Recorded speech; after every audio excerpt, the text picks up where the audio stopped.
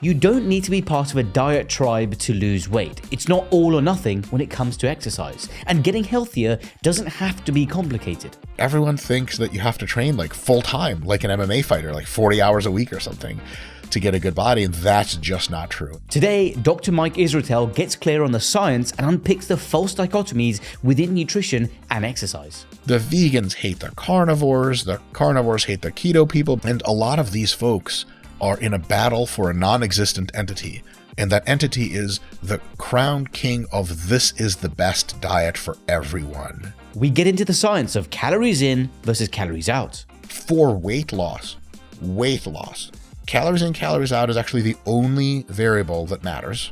And we find out just how much exercise you really need, whether artificial sweeteners really are the devil, and how to determine what foods are bad for you, and much more. One of my biggest pet peeves is people who think in absolutes, in the grand scheme, and like to have a list of foods, food by food, bad foods, good foods, bad foods, good foods. That almost never works out. I'm Dr. Karan, an NHS surgeon, and in this podcast, we cut through the BS of modern health advice and tackle the biggest issues in science and medicine.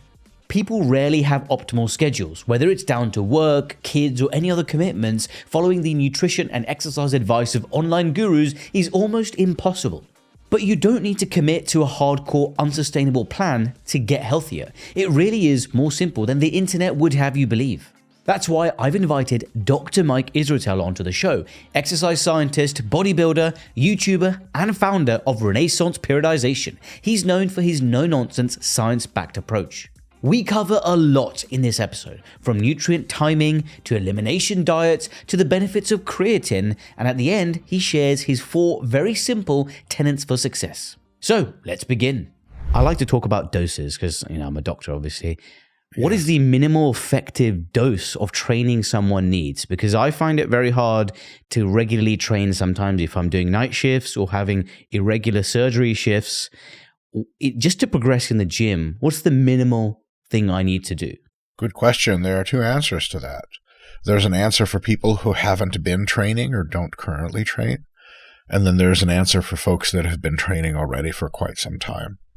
And so for people who haven't trained much before, or very seriously, or don't currently train, I would say that 2 sessions a week, each of no more than an hour at a time, possibly as little as 45 or 30 minutes at a time, if you do the right things in the gym, can provide you with continual progress, probably for years. And as long as your nutrition is adequate, we can talk about what that means if you like, then you can actually use that 2 hours or even 1 total hour of training, but 2 sessions a week of whole body lifting. You can use that to sort of provide a buttress to your fitness journey that can, with proper diet, result in you getting much more muscular and especially much leaner without losing any muscle. So that's very good news, I think, because you don't need 5 hours a day or something for fitness things. Yeah. And it's funny enough, got on the, you brought up regular people.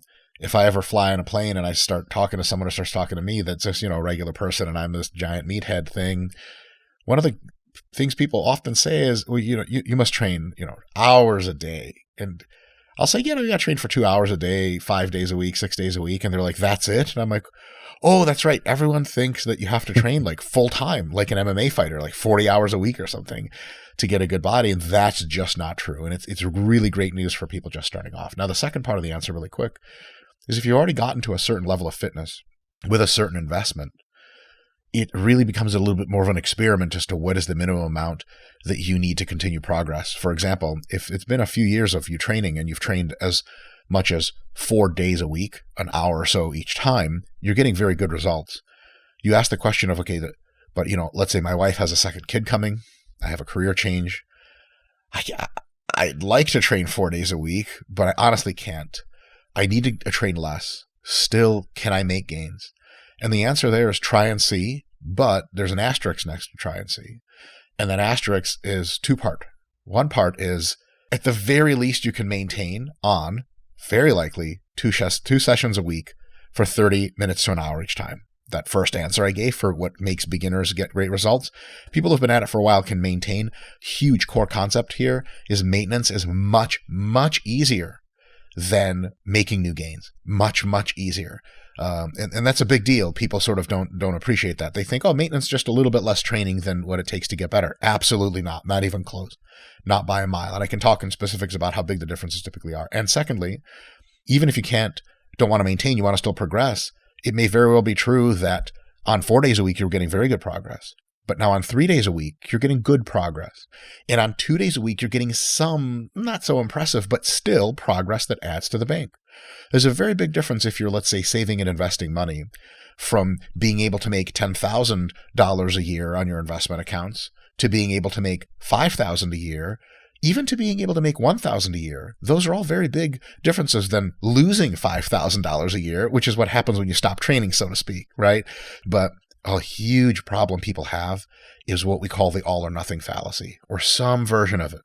It's interesting you mentioned that as well. And I feel it's that same fallacy where, people feel that one hot day makes a summer. And I've been victim of the same mentality as well. If you have something which doesn't align with your diet, you go out with friends and you have a burger, for example. You think, okay, screw it. I've had a burger. The whole day is a cheat day. Or, the whole day I can just disregard my diet. And I guess it's a similar mentality when it comes to training. Oh, I didn't train as hard today. Let me just take the day off or a week off and I'll get back into it later.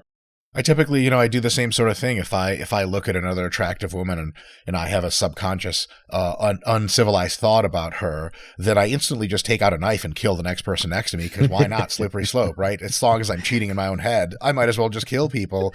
And you say to someone, okay, that's ridiculous. And they go, okay, tell me by analogy why it's ridiculous compared to having a whole pizza if you just have a slice. And they're like, yeah. Oh, actually, you're right. That is equally as absurd. Luckily, no one's dying when I eat the whole pizza. Though you could, if you eat enough pizza, feel like you're dying for some number of hours after. People have that on-switch, off-switch mentality. And I think what underlies that mentality is, for better or for worse, a very emotional relation to food and to lifting and to exercise. We like to parse some things, sometimes to keep them simple, into simpler categories, and that can work unless they become too simple. I think Richard Feynman, maybe I'm misquoting, is like, make something as simple as it can be made, but no simpler. And I think a lot of people end up simplifying fitness down to where they get just two categories out of it. The category is good and bad. Look, if I had a slice of pizza, which category do you think I'm in? I'm in the bad category. Thus, like, when in Rome, right, if I'm in a maximum security prison and someone steps to me, and I wouldn't hurt anyone in real life, but in a supermax prison, hey, I'm already in prison. Someone steps to me, that's it. They're getting shanked. Who cares? It's all bad anyway. Same idea as you have a slice of pizza and that's it. You can have the whole pie. But if we stop to think for a second and look at our life as a series of decisions that have accumulated costs and benefits, then we can put a little money into the piggy bank in the right spot and not in the wrong spot. It's almost, here's another really ridiculous analogy to kind of drive this point home. If your friends, let's say you're hanging out with friends, new friends, they bring you to a restaurant and it's like everyone pay for themselves. And it turns out you start looking at the menu and it's like, things that's like the average meal is like 200 pounds or whatever, 200 euros, $200, a similar amount. And you're like, holy crap. Well, I wasn't ready to pay that. Is it really true that you're like, let's order drinks, let's get appetizers, I'm walking out of here for 500 quid and I'm going to be broke tomorrow? Or you're like, you know what, this pasta dish is only 70 and I'm going to have a Diet Coke. It'll be an $85 meal. I don't like that, but it's sure shit better than 500. You tell most people this, like, yeah, of course, man, I'm not spending $500 this way. And because they understand that they have a pool or pot of money and that money goes in from your job and your investments, money comes out for expenses, it's not like good and bad. There's such a thing as having zero money is definitely bad. Having infinity money is definitely good, but you're never going to have zero infinity money. Just the same way, it is unlikely that you want to be a person who doesn't train with weights at all because, well, I just don't have the time. And you're probably not going to realistically become a person who does all of their career and leisure time is accumulated into weightlifting. Like, I'm lifting 6 hours a week now. I'm so good. None of this good and bad stuff. How much time do you have in your schedule? Can we crank out a little? Can we chart out a little time for twice a week training? Let's do that. If you miss a session a week, no big deal. We'll get it in next week. Let's keep going. Let's get that consistency going. And look, if you have a slice of pizza, shit happens, pizza happens, it's okay. And then next, have a couple French fries too, no big deal. Go home, go to sleep, wake up the next morning, have your normal healthy breakfast because you lost nothing. There is some kind of bus system where the bad people go on one bus and the good people go on the other bus. And since you got on the bad people bus last night, you can't even come back around to the parking lot. But it's not in this real world of ours. It just doesn't exist. It's only in your head. Just try to do good at all times. You do some bad, no big deal. Do good again. And if it really helps, forget about good and bad. Just schedule in your training, schedule in your meals, and do the best that you can. I think there are a lot of, when it comes to fitness and health, so many different camps, so many different religions, and it has become, religious overtones creeping into what we do and how we eat. And when you mentioned before about, we often simplify things into the most common denominator, and I see this most commonly when it comes to so-called health gurus and actual health gurus online talking about calories. And over the last few years, a lot of people have a greater appreciation for things like calories in, calories out. And then you see other so-called experts talking about, no, a calorie is not just a calorie. And as someone who has operated on bariatric patients before, seen them in clinic beforehand, I understand how, yes, the sort of overall calorie maintenance, how much you eat versus how much you burn is the kind of main contributor to how much weight you'll gain or lose. But obviously there are a lot more hormonal, neurochemical aspects, emotional aspects, medical background aspects to the patient's overall weight gain and lifestyle factors as well. So, where do you stand and how does the science stand on calories in, calories out and the whole weight loss world of the online information? For weight loss, calories in, calories out is actually the only variable that matters, unless you're talking about transient fluctuations in water weight. And those, within weeks, they cancel each other out. Calorie is a calorie with respect to weight gain or loss on paper and in the real world. However, there are two at least concerns we can think of, and many more, but there are two important ones. One is the composition of that weight does depend on more than just the calories. I can give you a bariatric diet that contains very little protein. Most of the calories are from fats and carbohydrates, enough micronutrients to keep you walking upright and relatively healthy. You will lose the same amount of weight as predicted by the calories in, calories out formula, but a large fraction will be muscle. And a large fraction will be fat, but a lot will be muscle. That's going to impact your metabolic health. It's going to impact your mobility. It's going to impact your longevity. It's going to impact bone strength. It's going to impact your appearance like crazy. How are you supposed to lose all this weight as a bariatric patient? And then people are like, oh my God, it must be transformative, right? Like you play with your kids more. Like I would, but I feel really weak. I feel like I've just gone through a chemotherapy or something. Like that will be the result if you don't attend to macronutrients, specifically how much protein you're eating. So that's definitely a concern. Calories in, calories out, still responsible for the weight, but not the composition. And the other thing that's important is calories in, calories out is a thing we look at is on charts and equations, but real humans have to eat a diet and find it sustainable. So if you're feeding people calories, it's all calories, that are composed of highly palatable food that is not very satiating, that you eat a little bit of it and you just want more, but you're like, oh, that's actually a lot of calories already, and it's a very high calorie density. Junk foods, crisps, chips, you name it, the whole thing, ice creams. You can do calories in, calories out. If I take in 800 calories worth of ice cream per day as a bariatric patient, I absolutely will lose exactly how many pounds of weight you calculated. However, I will have a miserable time doing it unless I'm on an unbelievable dose of modern anorectics like GLP-1 agonists. That's just another drug you have to take. It's actually good for your health to take the drug, but it costs money, and you can make things easier for yourself than harder for yourself. So by looking at food composition, you can choose foods that, I have to phrase this well, not disgusting to eat, but reasonably palatable so that you're not starving for more of them. I give you a meal of fish, seasoned, nice fish, some wild rice, and some broccoli. You're going to eat it. You're going to feel full. It's going to be good. But you're not exactly like, oh man, I could eat just pounds more of that fish and rice. You could be like, oh, I'm good to the next meal. That's the same amount of calories as, I don't know, some tiny amount of ice cream for which you would be fiending and starving over after. So calories in, calories out is always and everywhere true. But what is the composition of your loss matters. You want more muscle, less fat. So what you make your calories out of, proteins versus carbs versus fat, is important.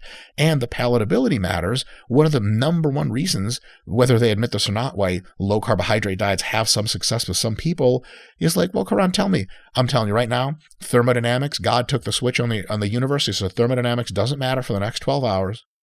And I want you, Karan, I want you to go out and have fun and eat all your favorite foods. And you're like, oh, God, are you serious? He's like, yes. But in my infinite wisdom, it's only foods that are low in carbohydrate. What are you going to do, man? You're going to be like, no. Ooh, no. Damn it. What am I supposed to do? Eat cheese and ranch dressing with chicken breast? That's awful. One of the number one reasons why keto is so successful in weight loss for many people is because it eliminates an entire class of high palatability foods. And all of a sudden, of course you're going to be able to stick to ... your calorie intake that you're supposed to stick to. It's not the keto, it's the calories, but low carb and a bunch of these other ones, sometimes for some people, just hit that notch there on being able to make the diet not hyper palatable. And usually it means a lot of protein, so they hit that notch too. So now all of a sudden people say, look, I tried calorie counting. It didn't work for me, but I tried keto and it's amazing. It's just some kind of biochemical effect. It's not a violation of thermodynamics. It's that they're now actually sticking to their calories and they're getting enough protein and they're not starving to death. That can be accomplished with a variety of diets. And for some people, lower carbohydrate diet is a totally great way to do that, but not for all, not even close. When people see some sort of weight loss or weight gain or whatever goal they have with a specific type of diet, it becomes this automatic confirmation bias that, yes, it's the diet, this magic diet that caused some weird change in insulin and all of these weird mechanics and modulations that's caused the weight loss, not the fact that I've reduced the hyperpalatable, low energy dense items from my diet and then ultimately come back to the common denominator, which is the calorie in, calorie out. And, interestingly, over the years, certainly when I was in medical school, there was not a great deal of teaching on nutrition, and all the nutrition knowledge and exercise knowledge from an amateur perspective that I've learned over the years has been self-taught from reading research myself. And I'm a gut surgeon, so I'm very interested in the microbiome and gut health in general and the evolving nature of those things. And for me, what was really interesting, and a lot of people didn't believe this when I said it online, was the value of resistant starch. For example, that when you alter the glycemic index of a certain food, like for example, simple carbohydrates like bread, rice, potatoes, pasta, you cook it, then you cool it, you get an increase in the amount of resistant starch formation and a reduction in the amount of starch. And the increased resistant starch means your body absorbs less calories from that food because most of it turns into resistant starch, which is a fiber-like compound, which reaches the large intestine, largely undigested because it's resistant to digestion, as it says on the name, and it feeds your gut bacteria rather than feeding you. And I think that's an interesting concept, and the nutritional awareness of these simple changes in life are mostly forgotten or not known about by the general public. But what are your thoughts on, that was an aside, but what are your thoughts in general on all of these specific camps in nutrition? The keto zealots, the low carb zealots, the Atkins, the raw carnivore diet, and the paleos and the primals. What is that doing to people's understanding of nutrition and, general, what's it doing to people's health, having all of these well-known influencers promoting all sorts of diverse diets? I think it's having a two-part effect. Part one is for the people for whom these diets work, and the biggest factor in whether they work for you or not is going to be, do you believe in it enough to be adherent to it? If low carb is a thing you can do and you're like, yeah, it feels fine, then you're probably going to keep doing it, where some people just kind of need carbs. If the diet is a good fit for you, it can be your first pathway potentially to a greater enhancement in fitness and health and body composition, and can get you on the road to being involved in fitness and health, in lifting and in cardio. You lose 20 pounds on a keto diet or a carnivore diet. That can open your eyes to the fact that, wait a minute, I do have control over my body. I'm not this powerless thing. And I'm sure, Doc, you've known this for a while, but a lot of people don't even feel like they have any say in what their body does, or thought that they had a say. It's not like they were trying to get their body to do something. They never even were trying. There's people in their mid-40s that are like, all right, I think fitness is a thing. I used to just take it for granted because I was younger, but now I need to try it, I guess. And they don't even know if they can get any traction on it because it looks difficult. The people in the photos don't look like you. You lose 20 pounds on a keto diet or a carnivore diet, you become a believer in two things. One, keto carnivore diet, which is good and bad. Two is your ability to put in the work and make a change, which can open up you going to the gym and all these other amazing, amazing things. So that part is great. The other part is the exclusion part. It's a very close analogy to religion. What is a great thing about many religious faiths? They give you a sense of meaning, a sense of purpose, a sense of unity and community, and an impetus to take care of your fellow human, to seek your own peace. I mean, amazing things, right? What is the downside of a lot of religions? Not all, but a lot. Well, they kind of say all the other religions are wrong and suck and we need to kill all those other people or convert them maybe. And you get kind of, like you said earlier, that religious feel. The vegans hate the carnivores hate the keto people because for the last time, don't ever confuse us for the same group, and so on and so on and so on. And a lot of these folks are in a battle for a non-existent entity. And that entity is the crown king of this is the best diet for everyone. And the corollary of that is all other diets are, well, geez, pretty bad. And many of the most staunch adherents of these very specific eating philosophies, they'll lean in as hard as anyone into that stuff, right? I mean, you can have, a Muslim and a Christian and someone who practices, the Hindi faith sit in a room together, have a great conversation, and I'll walk out and be like, that was great.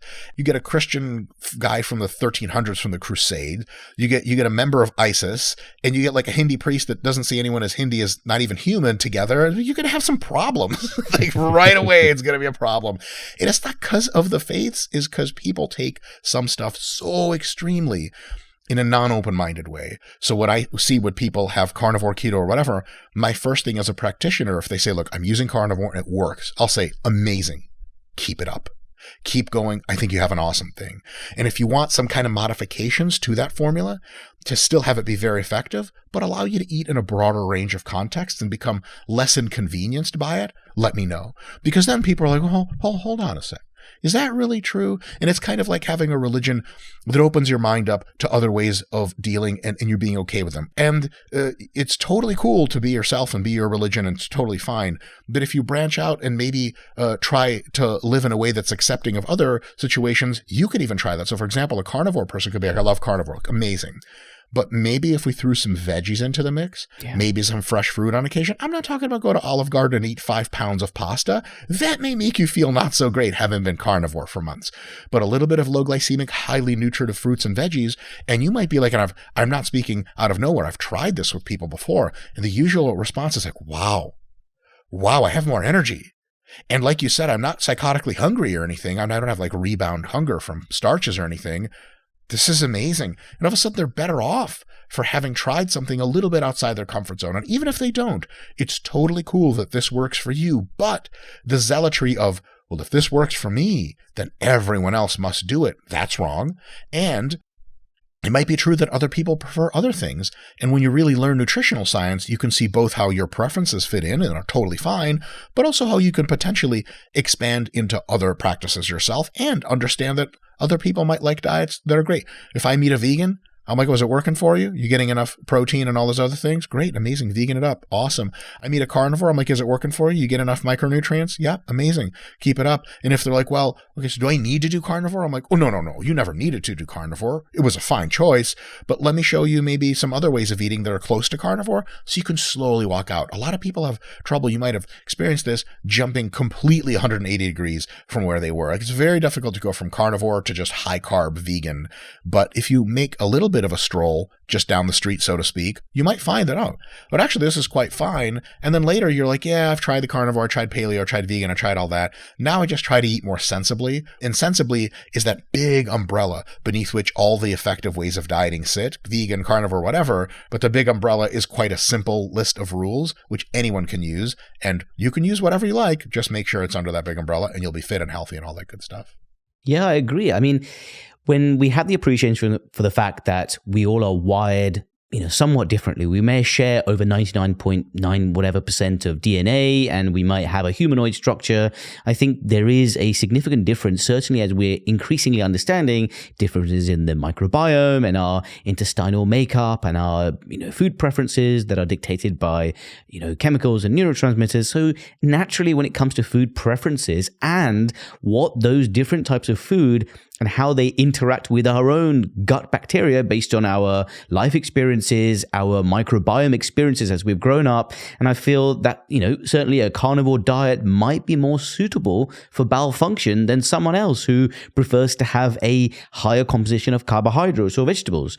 I think overall, even someone who is a carnivore and loves to eat a lot of meat in their diet and, has maybe seen a regression in autoimmune skin disease or improved mental clarity based on that diet, like you said, would also benefit, most likely, assuming they didn't have any other intestinal problems, from an increased amount of dietary fiber, for example, and getting all those micronutrients.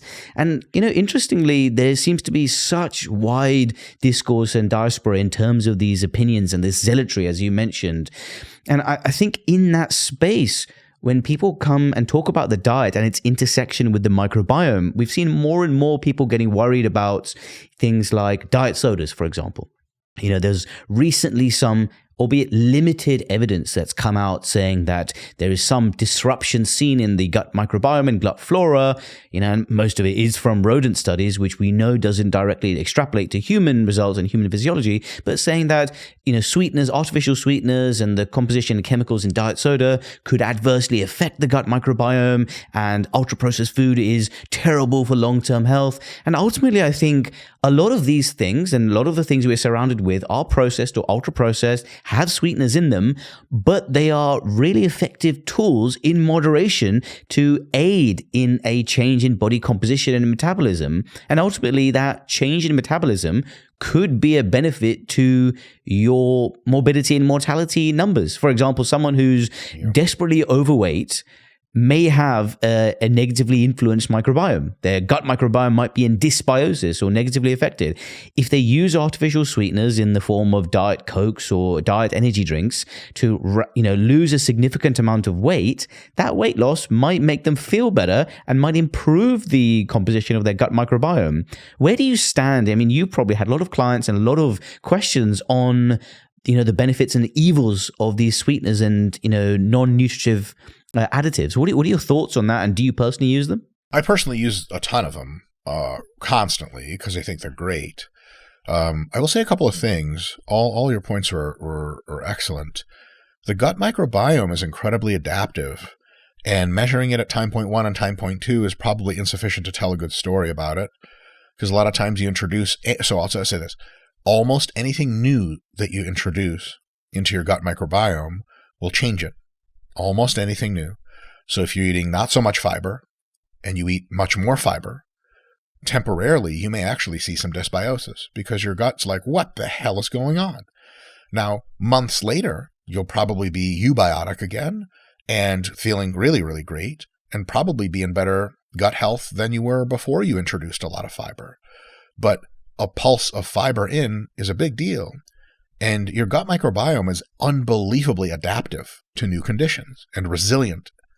People are treating the gut microbiome not as a new diagnostic tool and as a new informational tool for how to behave, but some people are treating it as a new thing to be paranoid about. It's a new way I could be fragile, Karan. That's how it's working. Like, okay, maybe that's the case, but it's very strong, the gut microbiome. So sometimes you start eating artificial sweeteners and it throws it off. A couple weeks later, it's doing just fine again because it made the switch. That's absolutely a thing in gut microbiome we see over and over, transient changes. Another thing is this. Last I checked, and one of my colleagues, Dr. Gabrielle Fondara, who's an expert in her own right on gut health, would say that the definitions of what dysbiosis is or are, they're hard to come by objectively. We don't have a good an example of kind of a genome map, so to speak, of gut microbiota that we consider universally good. We don't have a map that we consider universally bad. Much of it is two things, contextual and also symptom-based. I mean, if your gut microbiome looks dysbiotic on a screening, but you're pooping very well, your nutrition is excellent, your energy levels are great, I don't think there's anything wrong with you, very likely. And so it's totally good. On the other hand, I'm sure you know this from medical experience. People come in with a host of symptoms. You check their gut microbiota and you're like, there's nothing off here. There's nothing wrong. And they're like, but I'm feeling so bad. And you're like, well, geez, like, I don't know what could be. So what I would say is to folks that are consuming artificial non-nutritive sweeteners and various other kind of processed foods, how is your gut doing? How is your overall feeling doing? If it's doing not so great, try pulling those foods out or reducing them. And if after weeks and months you feel notably better, hey, listen, that's all the answer you need. Then be easy on them going forward, or just don't consume them at all. Some fraction of people will definitely have that experience. I suppose that fraction is small, however, because from my experience and the experience of many others I've consulted with, they take Diet Coke out. The only thing they really notice is a lack of happiness from having Diet Coke. Directly, they put it back in and they feel great, and there's no gut dysbiosis or anything like that. So one of my biggest pet peeves is people who think in absolutes in the grand scheme and like to have a list of foods, food by food, bad foods, good foods, bad foods, good foods. That almost never works out because most people can consume a wide variety of foods in moderation, and there's no such thing as a bad food. On the other end of that spectrum, you have folks like Dr. Jordan Peterson and Michaela Peterson, his daughter, who have some kind of clearly likely genetic or epigenetic expression, possibly in their gut microbiome, that makes them physically ill when they eat almost everything except for barely altered meat. And I mean, like, that's really a thing, right? That's like Jordan Peterson eats like only steak, and so does his daughter. And before they did that, I mean, they were sick all the time with these crazy autoimmune-like effects. Am I going to tell them to start eating other foods? Hell no. But they're smart people. So Jordan Peterson has gone on record as saying, do not eat like me. You don't have to eat like this if you're not feeling sick. But if you're feeling sick and you've tried everything and it's not working, give this a try. I think that's really good advice, but most people aren't Jordan Peterson. And most people will say, like, this diet worked for me. I'm finally cleansed. And then they start demoralizing. There was a poison in my body, and the poison was artificial sweeteners. And I have removed the poison from my life, much like I would remove a toxic relationship, and everything got better. And everyone should do this too. Ooh, that last part is tough. And so for many people, diet beverages, as illustrated by enormous reviews of the literature, are totally fine for health for almost everyone. But if you're that person who they seem to not have something good going on with artificial sweeteners, especially in large numbers, try to reduce them or eliminate them and be honest about how it makes you feel. And I'll tell you this, in sport physiology and maybe in medicine too, if it doesn't make a notable change to how you feel, it's probably not worth worrying about, short of, diagnostics tests. So one thing I get back a lot is people will say, like, okay, no artificial sweeteners for the last month.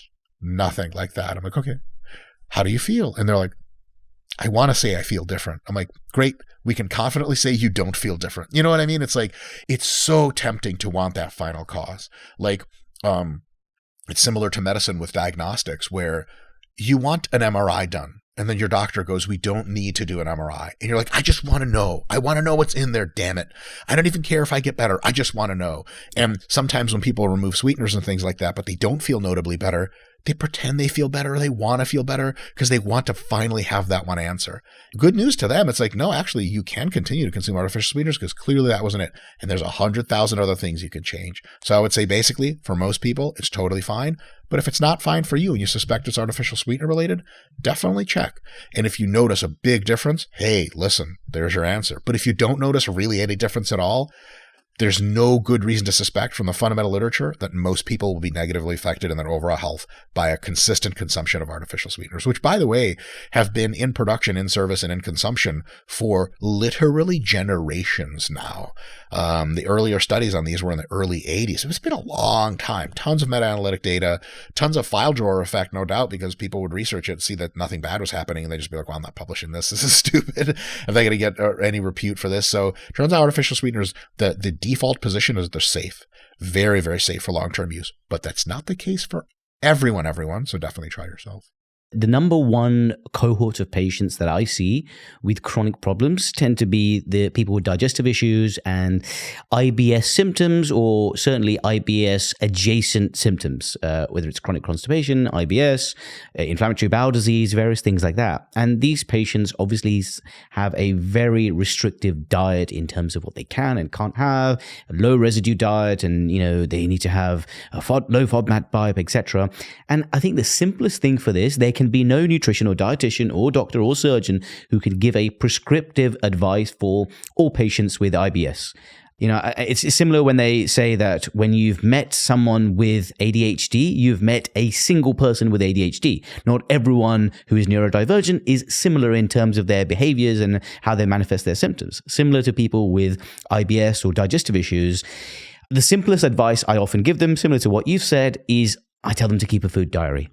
Keep a religious food diary, and you will eventually stumble upon something that is making you feel good and something that is making you feel bad. Whether you correlate that with bowel habits, with sleep, with energy levels, with diarrhea, with any negative symptoms, that is your answer.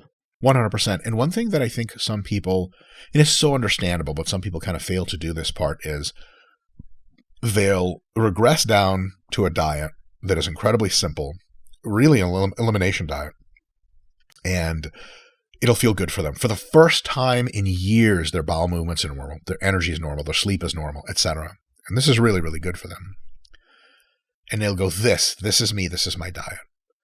And they'll never try to reintroduce anything. So, you're out with your mates in London and someone's like, do you guys want to do, some hummus? There's a great hummus place. And you're like, ooh, that's not my food. It's not my 5 foods that I eat. Really? You're going to miss out on hummus on Friday night with the friends, but you can put meat in the hummus and there's lamb in there and you can dip things into it. Still no? And they're like, no. Are you sure it's the hummus causing it? You're like, I'm not. But back when I used to eat hummus and about 900 other carry-out, take-out foods, that it was bad. Okay. Well, let's try the hummus. And look, the next day you wake up feeling grand. Hey, listen, you got all your 5 foods that you love to eat and nothing else, plus hummus. What a win. What a win that is. So I think, again, if the hummus goes poorly, you regress back to your 5 foods. You've only, quote unquote, lost one maybe night of waking up every few hours and hitting the toilet. But you've gained an understanding that, okay, well, this food is no good. Most people can have most foods and feel totally fine. Yeah. And for most people, even those that exhibit some bowel distress, it's just a few kinds of foods or categories or types that really do you dirty. I mean, I've known people who thought something was wrong with them. It turns out they were just lactose intolerant. I mean, oh my God. First of all, most foods don't have lactose in them, so you're good to go, because some people will stop eating restaurant food, right? Because every time they go to a restaurant, they just happen to have a bunch of cheese, some milk products, and then they just, nothing good happens. And the second thing about lactose intolerance is you just take a lactase enzyme pill with you. You take it right before you eat really any amount of lactose, and nothing happens to you.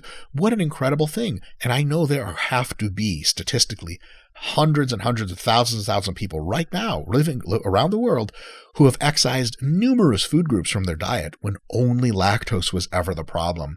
And whatever your problem is, I would say for sustainability, for health, and just for enjoyment of your life, try to expand your cornucopia of foods that you can eat as big as it can get reasonably. And then you'll do 2 things. One is you'll have amazing foods that you can eat and you can go out with your friends again. And you'll say, oh, sorry guys, I can't do Chinese, but Thai food is great and XYZ food is amazing. Italian's great. Just Chinese food just does me dirty. Amazing. You can make most outings. And also now you know much more specifically about what it is that's wrong with you because it's a specific kind of food. And it turns out you had an allergy to some kind of tree nut or something. And that might be treatable years down the line. And then you don't have to wonder, you don't have to be this person that permanently eats one thing. I mean, with all due respect, when Jordan Peterson says all he eats is meat ever, it's like, oh my God, can you imagine not having the hedonic pleasure of any food at all except for one?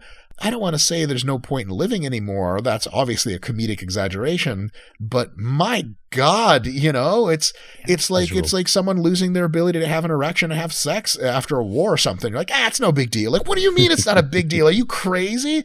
Me not getting to eat the tasty foods that I love, it's a huge deal. And if you are Jordan Peterson, you really tried everything and nothing's worked except for this, respect, that's what you got to do. But don't assume just because you have your diet that works for you that you have to stop trying to eat other foods that may be comporting with you well, because you're missing out on, I don't know, the joy of life. And, it's interesting you say about, all of these extremes and restrictions that people go through. And I feel that the online space, when a lot of practitioners talk about these restrictive diets and very polarizing diets as well, ultimately there is something non-altruistic at the end of it. They're selling some sort of course or supplement. And, I see tons of patients in, gastrointestinal clinics and general surgery clinics coming to me, asking me about probiotics, hype versus health. And, I firmly lean on the side of it's more hype than health for, certainly consumer grade probiotics with our current evidence and technology when it comes to making probiotics. But, in terms of the supplements I take, the only thing that I've taken consistently over the last few years is creatine. And interestingly, I've never done blood tests while I was on creatine. And incidentally, about 3 months ago, I just got some routine blood tests done. I'm in my 30s. I thought, hang on, let me just get some blood tests. I want to start getting annual blood tests just to see what's going on. I'm getting older. And I noticed perfectly healthy, didn't have any symptoms at all, asymptomatic blood tests at baseline. Everything was okay. Vitamin D, all the CRP, the inflammatory markers, everything was normal. The hematinics, the iron studies. But my creatinine had gone up and my EGFR, the kidney function, had gone down. And I was like, hang on. I started pathologizing myself. I started wondering what I'd done, what was going on. And then my mum, who's also a doctor, I told her about these results, and she loves research. She sent me a bunch of studies saying that, creatine consumption can falsely elevate the kidney function because of how it's metabolized. And because EGFR is a very poor correlate of renal function, of kidney function, because it uses, this creatinine as one of its, in the equation, it can give you a falsely elevated, poor renal function just based on that. So there's nothing to worry about. I stopped the creatine for what it's worth for just 2 weeks, got repeat blood tests done, and they were improving. I continued to stop it for another month, got another set of blood tests done, completely back to normal, just to prove that it certainly was just that creatine. Now, I'm not suggesting at all creatine affects kidney function, it just falsely affects it. And I'm back on creatine now, but I think it was very important for me to go through that process. And a lot of people, and I said this online as well, just as an interesting thing, and a lot of people who were bodybuilders said, next time when you're taking creatine and you're doing blood tests, this was education for me, do cystatin C as your blood test. Because that's relatively unaffected by creatine. Now, what I wanted to ask you, that was just an anecdote that I learned from, but creatine has proven now not only to be excellent for recovery and endurance and strength progression as a supplement, but also there's newer research come out to suggest that it has neuroprotective effects and can, be an adjunct to your cognition as well. What age is the youngest possible age that is safe for a person is safe to take creatine? Creatine also has some newly found cardioprotective effects as well. They just keep discovering more good stuff that it's doing. And the funny thing is, and this is going to make sense in light of my actual point, there's not a lot that it does that seems to be bad for your health. And I don't want to call it a panacea because it doesn't really heal much, but it's like the most minuscule panacea you've ever seen. It's super good on a bunch of different metrics, but just by a little on each one.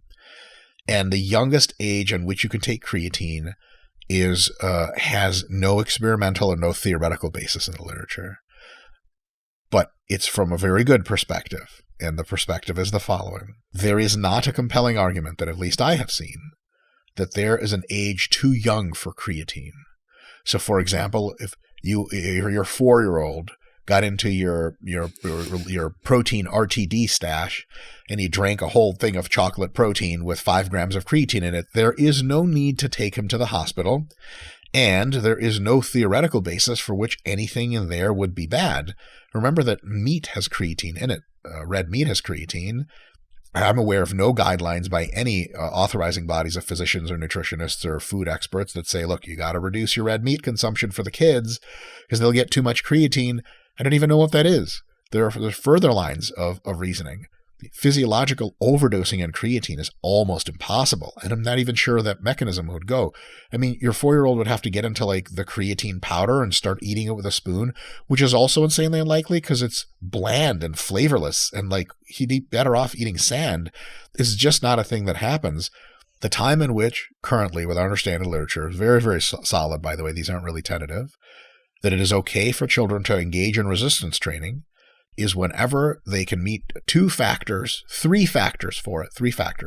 One, they can replicably do the technique in a safe manner. You know, like a 4-year-old doesn't remember rep to rep what a squat is, and he'll do weird stuff. 2, they can be consistent with their application of resistance training. So, you know, like when you're 9, it's unlikely you're going to make 3 sessions a week or something. You don't know what a session is. Time doesn't mean anything to you. When you're 12, you might like wake up yourself in the morning and do 3 sessions a week. And the last one is enjoyment/desire. If the kids really like weight training and they want to do it, then it's totally fine as long as they can do good technique, as long as they can be adherent to a schedule, and as long as they like the process, you can. It's totally safe for 8-year-olds to start resistance training. And by that extension, I would say as soon as your kid is resistance training, it's technically very highly likely that creatine is totally safe and effective for your child to consume. All the other questions are secondary. Here's an example of some secondary questions.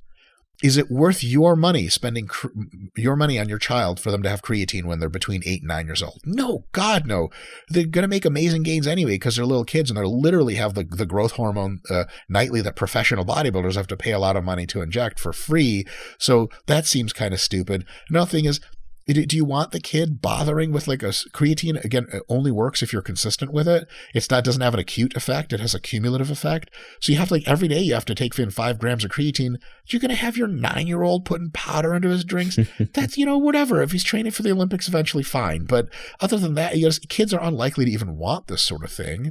And so when you start looking at it like that, I would generally say if you're starting lifting as a child or a teen, I'd say the first multiple years, 2 to 4 to 6 years, just lift weights, eat your favorite fun foods and some healthy stuff too with some protein in it here and again, and just live your life and enjoy yourself. And then you want to get into supplements. Supplements are for adults. They're for people who can afford them and can see some kind of marginal use for them. There's more of a cultural, socioeconomic, and realistic kind of constraint on when kids should be starting creatine, if at all, much, much more than any kind of physiological one. Like, again, if you were taken to a secret laboratory, against your parents' wishes, and then you returned in 40 years, like, what did they do to you, son? Like, they fed me creatine, mama. No, they ruined my boy. Like, that's just not a thing. No one will be able to tell.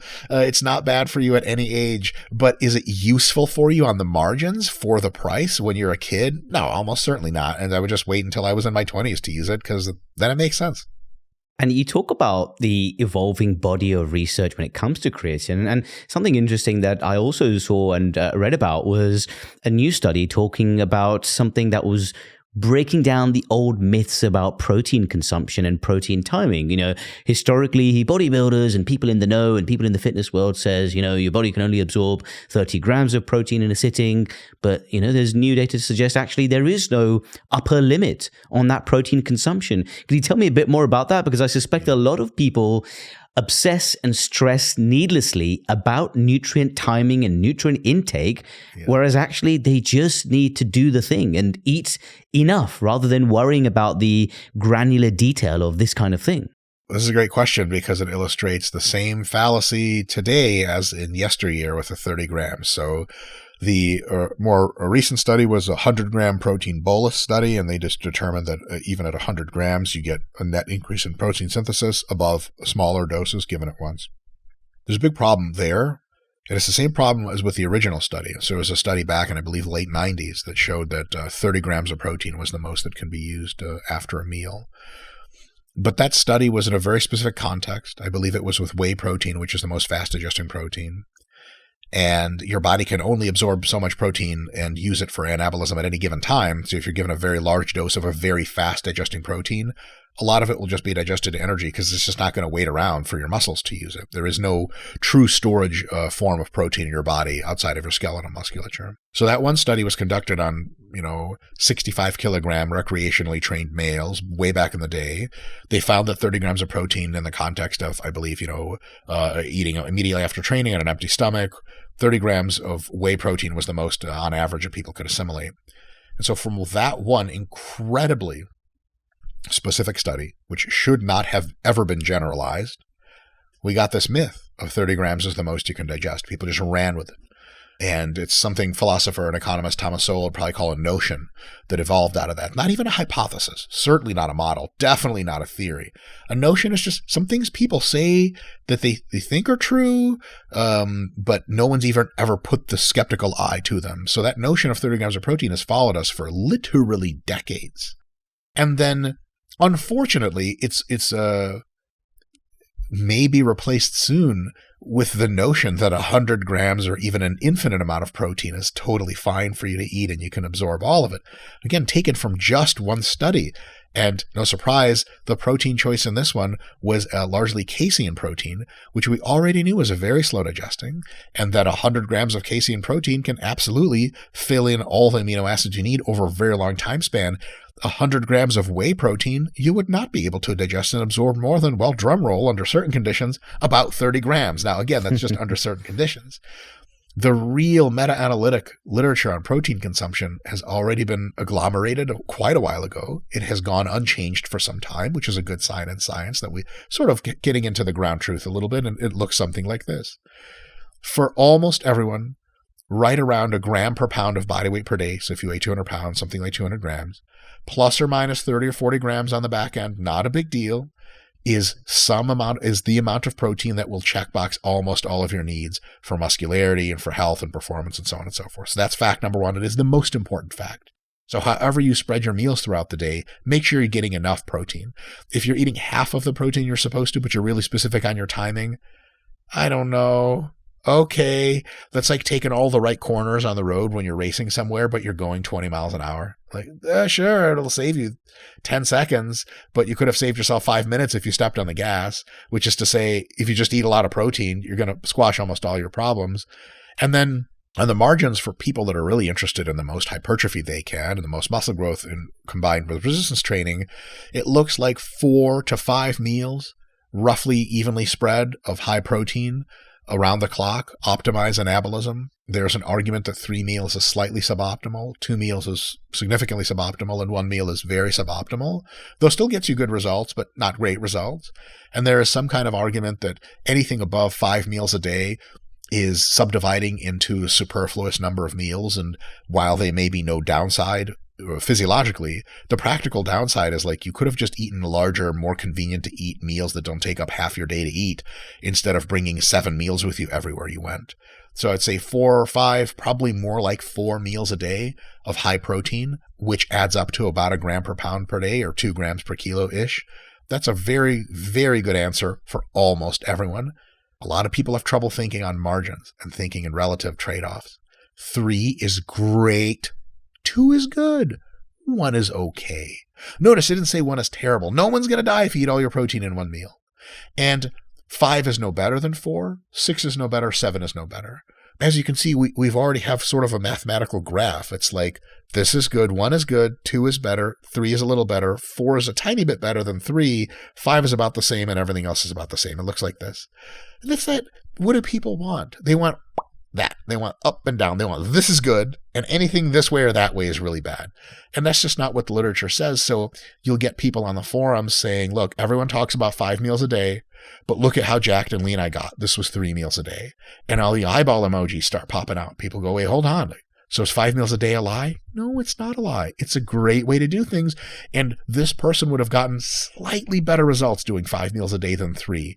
But when you can get slightly better results, that means you already look great. That means you can flex his abs and pop his biceps. It doesn't need to change your entire conception of the world. Also, digestion speed can matter. If you have very fast digesting protein, you're going to need it 6 times a day because it gets in and gets out for optimal results. If you have a slow digesting protein, 2 meals of largely casein protein can meet all your protein needs really, really well because it's basically in the bloodstream and being digested kind of all the time, and that you're never lacking for amino acids. So at the extremes, 2 meals works. At the extremes, 6 meals is required. But on average, whole food sources, the kind of protein typically people eat in bars, shakes, milk, meat, lean vegan products, etc. Yeah, something like 3 to 5 protein servings a day, roughly evenly spread, that add up to about 1 gram per pound. That's about as close to the truth as we've gotten so far. And we've known that for a long time. So that 100 gram study, as soon as I read it, I was like, that makes perfect sense in light of the evidence. I don't want to be too derisive here, but a lot of people seem to operate intellectually not on ideas, but memes. They just have a meme in there that says 30 grams is good. And then they're like, what about 100 grams? And you're like, well, yes, if you're reasoning from memes alone, the world's going to be really, really scary. It's like if a dog sees a person who doesn't know, you can't explain to the dog, well, this is a service worker who's a delivery driver and he's here to give us a package. You understand? This is a good person. It can't tell that. So it barks at the guy either way. There's a gun or he has a package. The dog barks either way. So people will see like, well, okay, if it's not 30 grams of protein, I need to start barking at it. And now they're like, okay, fine. 100 is totally cool. But if it's not 100, it's definitely bad. And that's just not how reality works. Fortunately. I think this is a manifestation of a larger problem in that people are just looking at the external metrics. And even when it comes to body image and nutrition, people sometimes fail to appreciate the importance and relevance of internal metrics. People are looking at biceps and abs and looking good on the outside, which is great and not a problem at all. But sometimes at the failure of protein intake, fiber intake, looking at their blood pressure readings, maybe even taking annual blood tests once they hit a certain age. And what I wanted to ask you ultimately is, just like the liver king had his ancestral tenets, for someone who's starting out and wants to improve their health, their body composition, their nutrition, what are Dr. Mike's basic tenets that you'd apply for anyone within reason to have these foundations? Yeah, I can give you 4 right off the top of my head. Number 1 is stay as physically active as your schedule allows. 10,000 daily steps and maybe a little more is really good for almost everyone. Number 2 is engage in at least 2 weekly sessions of resistance training. Make sure your muscles get tired and a little bit sore and hurt a little bit, and you're getting stronger over time in the gym using whole body weight training. It's very good for almost everyone in a bunch of different ways. Next is on the dietary side. Try to make most of your diet composed of lean proteins, veggies, fruits, whole grains, and healthy fats like various nuts and avocado and olive oils and canola oils and things like that. If the majority of your diet is composed of those healthy things, and listen, I don't need to explain it because you know what healthy food looks like. You look at a plate with salmon, brown rice, and broccoli. You're not like, oh, that's bad. If you are, you're part of a cult or something like that, because good food is good food. It's not McDonald's, right? If you eat most of your food like that, you're going to be in great health, and you can even have some junk here and there, no big deal. And then lastly is attend to your stress levels and your sleep. If your stress level is through the roof and you're sleeping like crap, you can have the best diet and training in the world, and you're going to deteriorate slowly. And other people who have no good diet, have no good training, but are enveloped in their career in a way that they love, and they sleep well and they're not stressed out, they live to be 90. I'd say those things are kind of the big tenets there. And I mean, if I was being complete, I would say social relations are also probably important. If you're having a good time with friends and family, your physical health is going to be multiples what it is. If you're lonely and bitter and whatever, you can do all the training and diet you want, but something might be missing. So that's kind of my overall picture. Brilliant. Dr. Mike, you are a wealth of knowledge, and I'm going to have to bring you on this podcast again because this discussion is endless and there's lots more we can get into. Yes. Really appreciate you coming on. Thank you very much, Dr. Mike. Thank you so much for having me. It's a pleasure to be here. Thanks again to Dr. Mike Israetel. Next episode, we meet sexual health influencer Seema Anand, who helps us destigmatize sex and sexual health and debunk the biggest myths. Subscribe so you don't miss that and the weekly Dr. Karan Explores podcast. I'll see you curious eggs next week.